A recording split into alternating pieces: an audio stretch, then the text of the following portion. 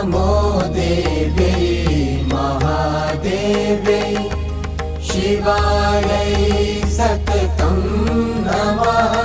नमः प्रकृत्यै भद्रायै नियताः प्रणताः स्मृताः। रौद्रायै नमो नित्यायै गौर्यै धात्र्यै नमो नमः। ज्योत्स्नायै चेन्दुरूपिण्यै सुखायै सततं नमः। कल्याणै प्रणतां वृद्ध्यै सिद्ध्यै